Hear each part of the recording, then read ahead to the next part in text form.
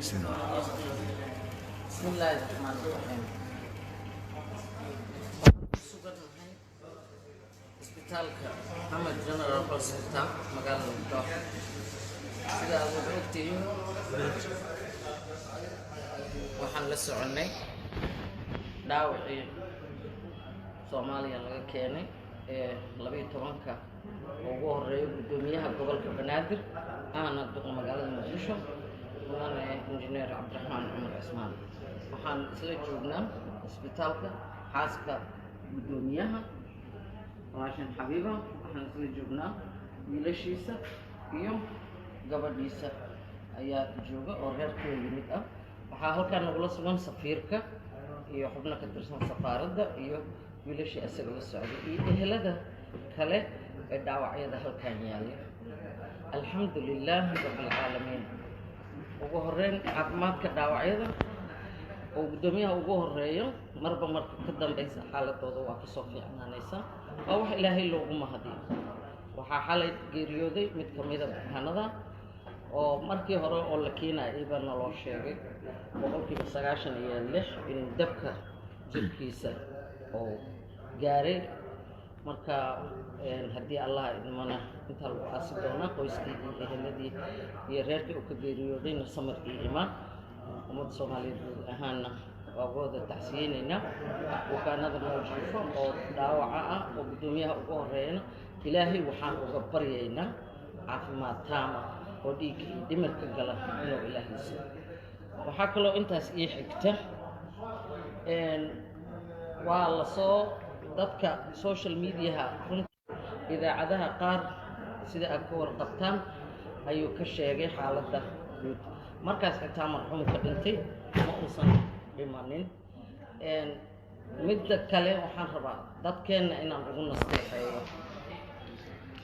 dhaawacyada aan hadda kor taagannahay oo halkan la keenay ugu horeeyo gudoomiyaha injineer Yariso iyo annaga kor taagan iyo kuwa hadlaya intaba guud ahaan waxaan sugaynaa dhimasho. waa xaqiiq naf kastana mowdku waa dhadhaminay. cidna cid uma soo hormarin karto, cidna jacayl kasto ay u qabto uma baajin karto. haddii noola jiri laa nabigan xijaabtin laa yastaqdimuuna saacata walaa yastaqiruuna, looma soo hormarin karo. waxaan rajaynaa in caqligu shaqeeyo, in islaamnimadu shaqayso. waxay naga mudan yihiin inaanu duceyno ayaga iyo inta kale oo naga bugta in ilaahay caafimaad taama wada siiyo. ilaahay na kulligeenna na wada siiyo. waxaan halkaan rabaa mar saddexaad kow inaan uga mahad celiyo dowlad ahaan magaca dowladda Jamhuuriyadda Federaalka Soomaaliya guud ahaan anigoo ku hadlaaya dalabkii madaxdeena qaranka degdeg waxa uu ajiibay dowladda Qatar oo noo soo qaaday. ilaahay waxaan ka baryaa intii noo gargaartay inuu u gargaaro madaxdeennana ilaahay ajri abaal ka siiyo. waxaan kaloo na mahad celinayaa safiirka Soomaaliya u jooga dalkan Qatar ambassador Danjire Cabdirasaaq Faarax Taano oo runtii dadaal habeen iyo maalin ah nala garab taagan. garashada waa qofkii intuu ilaahay geliyo uu ku saa'idiyo xilka iyo waxa uu hayo oo aan ilaa salaad subax mararka qaarkood nala gaarana. waxaan leeyahay danjiraheenna waa mahadsantahay. madaxda qaranka ugu horeeya madaxweynaha jamhuuriyadda, ra'iisul wasaaraha xukuumadda, ra'iisul wasaare ku-xigeenka, guddigii ee loo magacaabay dhammaantood habeen iyo maalin waxay ku jiraan khadka telefoonka. si gaara marwada koowaad ee dalka oo ay saacad ula xiriiraan bukaanada halkan ku sugan ee Soomaaliyeed ee ugu horeeyo gudoomiyaha gobolka Banaadir. waxaan leeyahay dhammaantiin inaad ku caloofiyowataan ajal iyo waqti loo dhintay. dhaawac iyo xanuun iyo jirro iyo xaraar looma dhinto, fayoobina laguma noolaado. aan isu wada rajayno, aan isu wada duceyno. gaar ahaan ayaga maanta naga mudan oon kor taagannahay inaan u duceyno iyo intii kale oo islaan ah oo xanuun la ildaran ilaahay ha caafiyo wabilaahi towfiiq.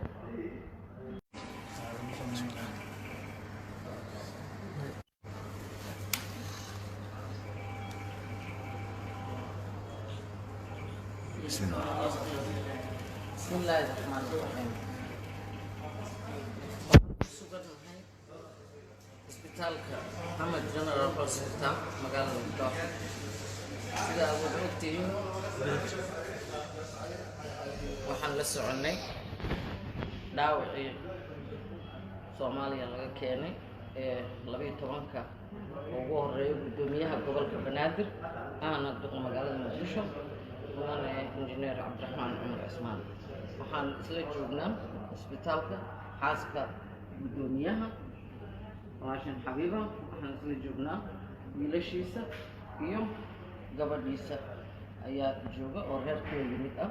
waxaa halkaan nagula sugan safiirka iyo xubno ka tirsan safaaradda iyo wiilashii asaga la socday iyo ehelada kale ee dhaawacyada halkaan yaalla. alxamdulilaahi rabbil caalamiin. ugu horeyn caafimaadka dhaawacyada oo gudoomiyaha ugu horeeyo marba marka ka dambaysa xaaladooda waa kasoo fiicnaanaysa, waa wax ilaahay loogu mahadiyo. waxaa xalay geeriyooday mid ka mida bukaanada oo markii hore oo la keenayay baa naloo sheegay 96% in dabka jirkiisa oo gaaray. marka haddii allah idmana intaa lagu aasi doonaa qoyskii iyo eheladii iyo reerkii uu ka geeriyoodayna samir iyo imaan. ummadda Soomaaliyeed guud ahaanna waa wada tacsiyeynaynaa. bukaanada mawjiifo oo dhaawaca ah oo gudoomiyaha ugu horeeyana ilaahay waxaan uga baryaynaa caafimaad taama oo dhiigga iyo dhimirka gala inuu ilaahay siiyo. waxaa kaloo intaas ii xigta waa la soo dadka social mediaha idaacadaha qaar sida aad ka warqabtaan ayuu ka sheegay xaaladda guud. markaas xitaa marxuumka dhintay ma uusan dhimanin. midda kale waxaan rabaa dadkeenna inaan ugu nasteexeeyo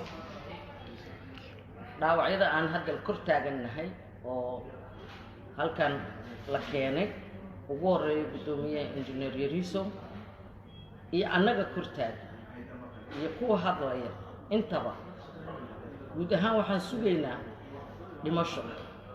waa xaqiiq naf kastana mowdku waa dhadhaminay, cidna cid uma soo hormarin karto, cidna jacayl kastoo ay u qabto uma baajin karto.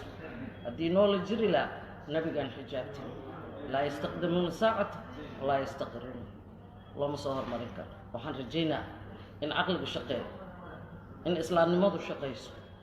waxay naga mudan yihiin inaanu duceyno ayaga iyo inta kale oo naga bugta in ilaahay caafimaad taama wada siiyo. ilaahay na kulligeenna na wada siiyo. waxaan halkaan rabaa mar saddexaad kow inaan uga mahad celiyo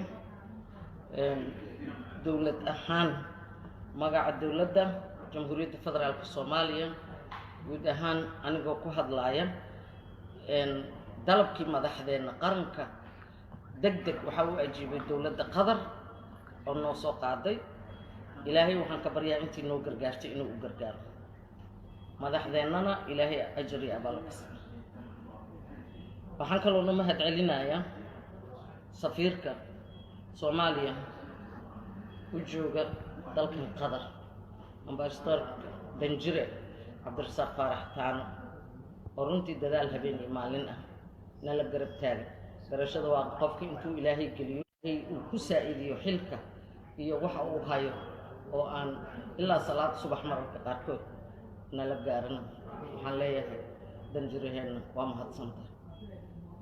madaxda qaranka ugu horeeya madaxweynaha jamhuuriyadda, ra'iisul wasaaraha xukuumadda, ra'iisul wasaare ku-xigeenka, guddigii ee loo magacaabay dhammaantood habeen iyo maalin waxay ku jiraan qadka telefoonka. si gaara marwada koowaad ee dalka oo ay saacad ula xiriiraan bukaanada halkan ku sugan ee Soomaaliyeed ee ugu horeeyo gudoomiyaha gobolka Banaadir. waxaan leeyahay dhammaantiin inaad ku caloolfiyoodataan ajal iyo waqtiyaa loo dhintay dhaawac iyo xanuun iyo jirro iyo xaraargu looma dhinto fayoobina laguma noolaado aan isu wada rajayno aan isu wada ducayno gaar ahaan ayaga maanta naga mudan oon kor taagannahay inaan u ducayno iyo intii kale oo islaan ah oo xanuun la ildaran ilaahay ha caafiyo wabilaahi towfiiq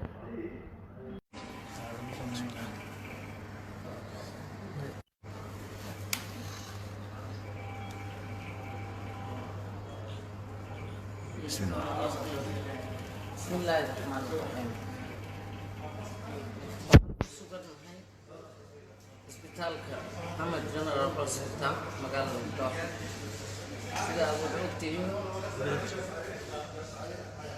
waxaan la soconay dhaawacii Soomaaliya laga keenay ee 12ka ugu horeeyay gudoomiyaha gobolka Banaadir aana duqa magaalada Muqdisho mudane injineer Cabdiraxmaan Cumar Cismaan waxaan isla joognaa isbitaalka xaaska gudoomiyaha walaashan Xabiiba waxaan isla joognaa wiilashiisa iyo gabadhiisa ayaa jooga oo reerkooda yimid ah waxaa halkaan nagula sugan safiirka iyo xubno ka tirsan safaaradda iyo wiilashii asaga la socday iyo ehelada kale ee dhaawacyada halkaan yaalla alxamdulilaahi rabbil caalamiin ugu horeyn caafimaadka dhaawacyada oo gudoomiyaha ugu horeeyo marba marka ka dambaysa xaaladooda waa kasoo fiicnaanaysa waa wax ilaahay loogu mahadiyo waxaa xalay geeriyooday mid ka mida bukaanada oo markii hore oo la keenayay iba naloo sheegay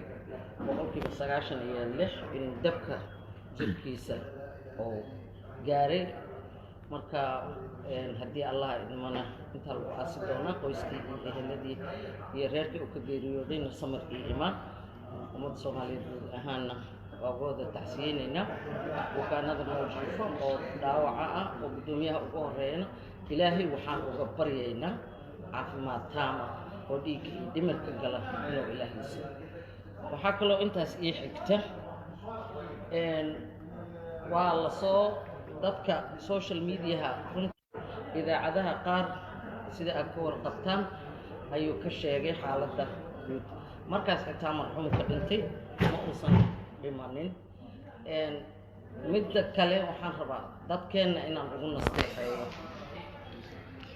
dhaawacyada aan hadda kor taagannahay oo halkan la keenay ugu horeeyo gudoomiyaha injineer Yariso iyo annaga kor taagan iyo kuwa hadlaya intaba guud ahaan waxaan sugaynaa dhimasho waa xaqiiq naf kastana mowdku waa dhadhaminay cidna cid uma soo hormarin karto cidna jacayl kasto ay u qabto uma baajin karto haddii noola jiri laa nabigan xijaabtin laa yastaqdimuuna saacata walaa yastaqiruuna looma soo hormarin karo waxaan rajaynaa in caqliga shaqeeyo in islaamnimadu shaqayso waxay naga mudan yihiin inaanu ducayno ayaga iyo inta kale oo naga bugta in ilaahay caafimaad taam ah wada siiyo ilaahay na kulligeenna na wada siiyo waxaan halkaan rabaa mar saddexaad kow inaan uga mahad celiyo dowlad ahaan magaca dowladda jamhuuriyadda federaalka Soomaaliya guud ahaan anigoo ku hadlaaya dalabkii madaxdeena qaranka degdeg waxa uu ajiibay dowladda Qatar oo noo soo qaaday ilaahay waxaan ka baryaa intii noo gargaartay inuu u gargaaro madaxdeennana ilaahay ajri iyo abaal ka siiyo waxaan kaloo noo mahad celinayaa safiirka Soomaaliya u jooga dalkan Qatar ambassador Danjire Cabdirasaaq Faarax Taano oo runtii dadaal habeen iyo maalin ah nala garab taagan garashada waa qofka intuu ilaahay geliyo uu ku saa'idiyo xilka iyo waxa uu hayo oo aan ilaa salaad subax mararka qaarkood nala gaaran waxaan leeyahay danjiraheenna waa mahadsantahay madaxda qaranka ugu horeeya madaxweynaha jamhuuriyadda ra'iisul wasaaraha xukuumadda ra'iisul wasaare ku-xigeenka guddigii ee loo magacaabay dhammaantood habeen iyo maalin waxay ku jiraan khadka telefoonka si gaara marwada koowaad ee dalka oo ay saacad ula xiriiraan bukaanada halkan ku sugan ee Soomaaliyeed ee ugu horeeyo gudoomiyaha gobolka Banaadir. Waxaan leeyahay dhammaantiin inaad ku caloofiyowataan ajal iyo waqti loo dhintay, dhaawac iyo xanuun iyo jirro iyo xaraarku looma dhinto, fayoobina laguma noolaado. aan isu wada rajayno, aan isu wada ducayno, gaar ahaan ayaga maanta naga mudan oon kor taagannahay inaan u ducayno iyo intii kale oo islaan ah oo xanuun la ildaran. ilaahay ha caafiyo, wabilaahi tawfiiq.